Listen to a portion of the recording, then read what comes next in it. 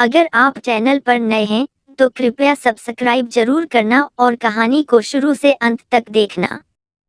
अमीर और गरीब का खाना। बहुत समय पहले की बात है। एक छोटे से गांव में दो परिवार रहते थे। एक परिवार बहुत अमीर था और दूसरा परिवार बेहद गरीब। अमीर परिवार के मुखिया का नाम रमेश था और गरीब परिवार का मुखिया मोहन। दोनों ही परिवार एक दूसरे के पड़ोसी थे, लेकिन उनकी जीवन शैली में जमीन आसमान का अंतर था। अमीर परिवार का जीवन। रमेश के परिवार के पास गांव में सबसे बड़ा और सुंदर मकान था। उनके घर में हर आधुनिक सुविधा मौजूद थी। रमेश एक सफल व्यापारी था और उसके पास बहुत धन संपत्ति थी। उसकी पत्नी सविता हर दिन नए नए व्यंजन बनाती थी। उनके भोजन की मेज पर हमेशा विभिन्न प्रकार के व्यंजन सजाए रहते थे। सुबह का नाश्ता, दोपहर का भोजन और रात का खाना, हर समय रमेश का परिवार स्वादिष्ट और पोषक तत्वों से भरपूर भोजन करता था।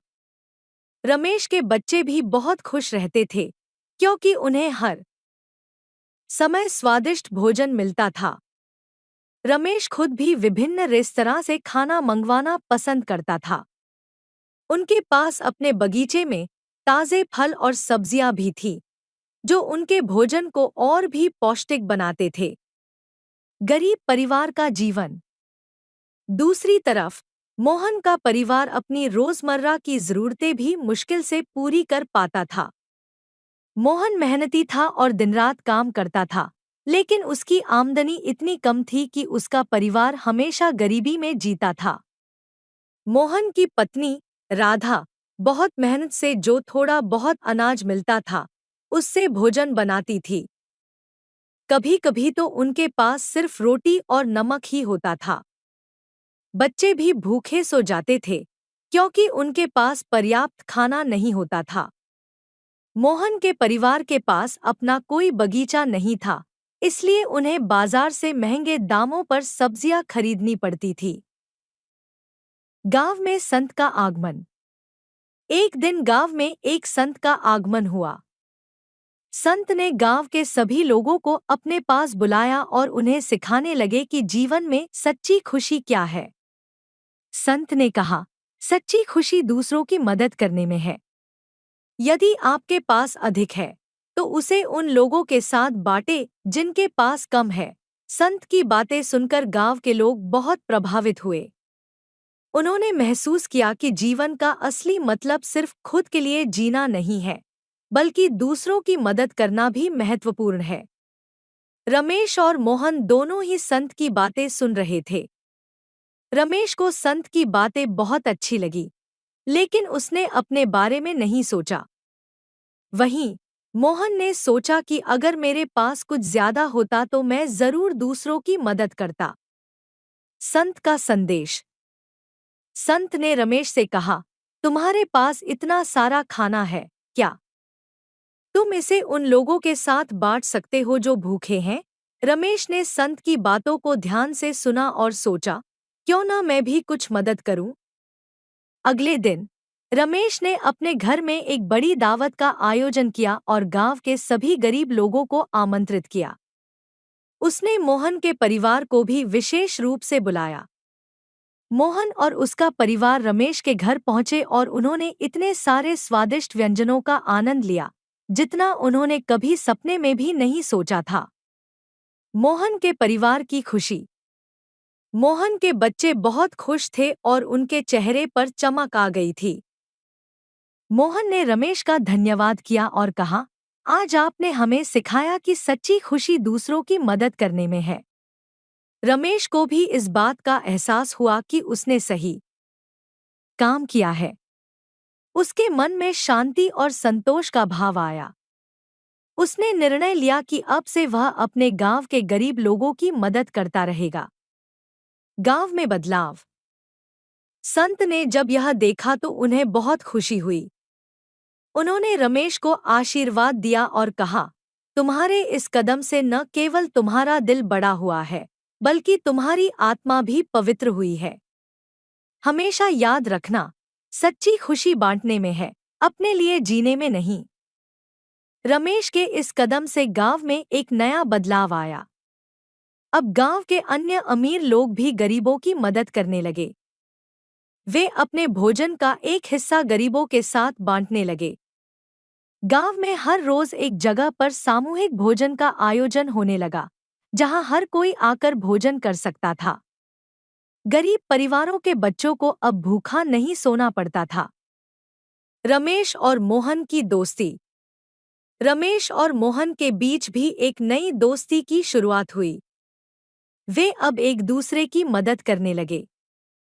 रमेश ने मोहन को एक छोटी सी दुकान खोलने में मदद की, जिससे मोहन की आर्थिक स्थिति में सुधार हुआ। मोहन की दुकान धीरे धीरे चलने लगी और वह अपने परिवार को बेहतर जीवन देने में सक्षम हो गया। रमेश और मोहन की पत्नियां सविता और राधा भी एक दूसरे के करीब आ गईं। वे अब मिलकर खाना बनाती और अपने अपने परिवारों के साथ साथ गांव के अन्य लोगों के लिए भी भोजन तैयार करती। सविता ने राधा को कई नए व्यंजन बनाना सिखाया, जिससे राधा को भी नए नए व्यंजन बनाने का आनंद मिलने लगा। गांव में खुशी का माहौल। गांव में अब एक नया माहौल था। लोग एक दूसरे की मदद करने में विश्वास करने लगे थे। हर कोई अपने पास जो कुछ भी होता, उसे दूसरों के साथ बांटने में खुशी महसूस करता। गांव में अब कोई भी भूखा नहीं रहता था और हर घर में खुशहाली थी। गांव के लोगों ने संत के उपदेश को अपने जीवन का हिस्सा बना लिया था। उन्होंने समझ लिया था कि सच्ची खुशी दूसरों की मदद करने में है। रमेश और मोहन की कहानी गांव के हर व्यक्ति के लिए प्रेरणा बन गई थी। शिक्षा और भविष्य। गांव के लोगों ने बच्चों की शिक्षा पर भी ध्यान देना शुरू किया। उन्होंने मिलकर एक स्कूल खोला, जहां गांव के सभी बच्चे शिक्षा प्राप्त कर सकते थे। रमेश और मोहन ने मिलकर स्कूल के निर्माण में महत्वपूर्ण भूमिका निभाई। उन्होंने सुनिश्चित किया कि गांव का हर बच्चा शिक्षा प्राप्त करे और अपने भविष्य को उज्जवल बनाए। संत ने गांव में अपने प्रवास के दौरान शिक्षा का महत्व भी बताया था। उन्होंने कहा था, शिक्षा ही वह चाबी है जो हर दरवाजा खोल सकती है। गांव के लोगों ने संत की इस बात को गांठ बांध ली और शिक्षा के प्रति जागरूक हो गए। संत का प्रस्थान। एक दिन संत ने गांव को छोड़ने का निर्णय लिया। उन्होंने गांव के लोगों को आशीर्वाद दिया और कहा, मैं अब अन्य गांवों में जाऊंगा और वहां भी सच्ची खुशी का संदेश फैलाऊंगा। आप सभी ने जिस तरह से मेरे उपदेश को अपने जीवन में अपनाया है, वह बहुत ही सराहनीय है। मुझे विश्वास है कि आप इसी तरह एक दूसरे की मदद करते रहेंगे और गांव में खुशहाली बनाए रखेंगे। गांव के लोग संत को विदा करते समय भावुक हो गए। उन्होंने संत को धन्यवाद दिया और वादा किया कि वे हमेशा एक दूसरे की मदद करते रहेंगे और गांव को खुशहाल बनाए रखेंगे। निष्कर्ष। इस प्रकार रमेश और मोहन की कहानी हमें सिखाती है कि अमीरी और गरीबी का असली मतलब सिर्फ धन दौलत से नहीं होता, बल्कि दिल की अमीरी और गरीबी भी महत्वपूर्ण होती है। जो इंसान दूसरों की मदद करने के लिए हमेशा तैयार रहता है, वही सच्चे अर्थों में अमीर होता है। गांव के लोगों ने संत के उपदेश को अपने जीवन का हिस्सा बना लिया और मिलकर एक खुशहाल और समृद्ध समाज का निर्माण किया। रमेश और मोहन की दोस्ती और उनके परिवारों की एकता ने गांव को एक नई दिशा दी, जहां हर कोई सच्ची खुशी का आनंद ले रहा था। गांव की इस कहानी से यह स्पष्ट होता है कि यदि हम सब मिलकर एक दूसरे की मदद करें और अपने पास जो कुछ भी है उसे दूसरों के साथ बांटें, तो न केवल हमारा समाज खुशहाल बनेगा, बल्कि हमारी आत्मा भी पवित्र होगी।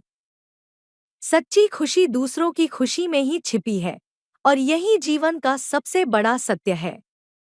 अगर आपको कहानी पसंद आई हो तो कृपया लाइक, शेयर और सब्सक्राइब करें।